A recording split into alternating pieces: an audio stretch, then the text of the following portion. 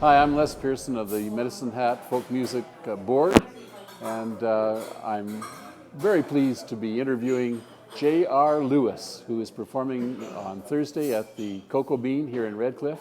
An amazing concert, part of our great concert series throughout the week and throughout this festival of Tongue on the Post. And J.R., what an amazing concert set you did today for us at the Cocoa Bean. Hey, I appreciate it, Les. But I have to ask you the important question that everybody in our concert is asking. What does JR stand for? JR, I wish it stood for something more mind-bending, but Jordan Reimer, which is my off-stage name. So we get the JR from there. There's an interesting story behind that. I tour with a band out of Saskatchewan, Blake Berglund Band, and we were in the van, and we were talking about our middle names, and mine happens to be Lewis, and they kind of, thought about calling me JR, and we thought it had a pretty good ring to it, so it kind of stuck, and we're using it for the solo gig. So it sounds like something out of Dallas. Yeah, you bet. Who shot JR? Yeah.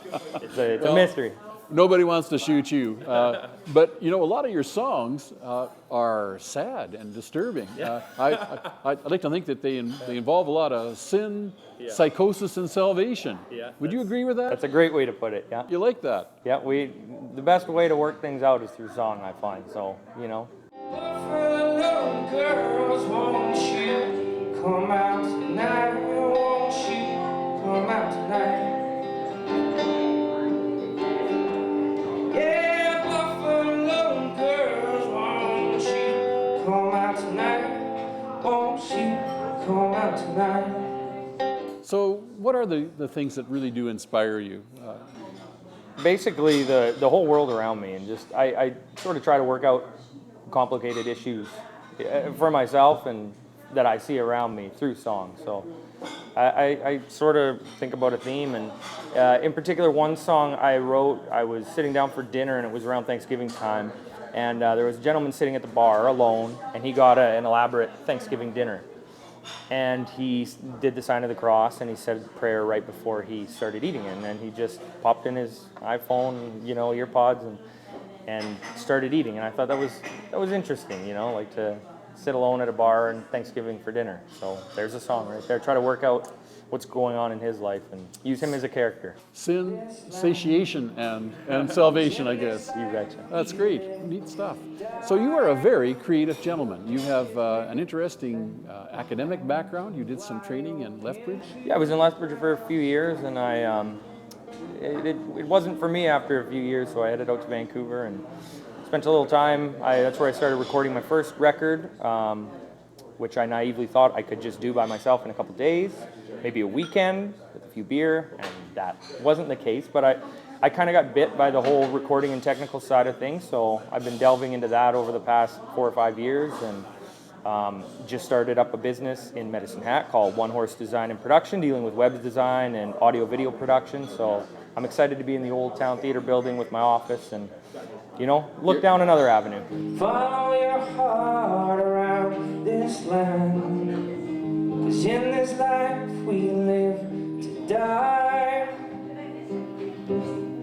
So hold your head high, shine that name with pride. Well, the exciting thing about this particular interview is that if I can judge by your first album, it's going to be one of those economical things for us because talk is cheap and whiskey costs, and that's the title of your first LP. Yeah, whiskey costs money, and a teacher in high school had told us that saying, and it sort of stuck with me ever since, and I thought it'd be a great name for the debut record. And so it sort of stuck around. As a former teacher, it's always nice when your students remember anything. Yeah, you betcha. I don't remember too much about social studies in that particular year, but that phrase stuck around, and Fantastic. it's helped me out in my life. And you've got another project underway, another album. Can you tell me a little bit about it? I'm hoping to start recording again in the spring. I've got a good batch of songs ready to go, and it's going to be my first album's full band, kind of rock, sort of country folk, and this particular record is going to be a little more stripped down, live off the floor folk kind of stuff. So I'm sort of just interested to go in a different direction and see how it turns out. So. You describe yourself as so many adjectives, I can't remember them all, but you're truly a pure singer-songwriter. Well, I appreciate that. Why are all these other adjectives tossed in? You'd have to listen to the first album and hear all the, there's so many different sides. The first record was sort of me grappling with my many different sides. I grew up with my dad playing in a country music band in Medicine Hat here, Equal Rights. I'm gonna have to rep that right now. Ken Reimer playing the bass, and I'm still playing his PVT 40 bass to this day. So that's one side, and I have an indie kind of rock side and folk. So the first record was kind of grappling with all those sides, and now we're going to branch off and try a new thing and see how it goes. You're an amazing talent, JR, and I'm certainly delighted that you were part of our noon hour concert series this year. And tell me, what is the title of your next project, just so people can watch for it? Yeah, working title right now is Keep Calm and Carry On, which I think is an important thing to remember in our busy lives. So it's very cowboy of you. I appreciate that. Thank you. And thanks again, JR, for this interview. Great, thanks Les.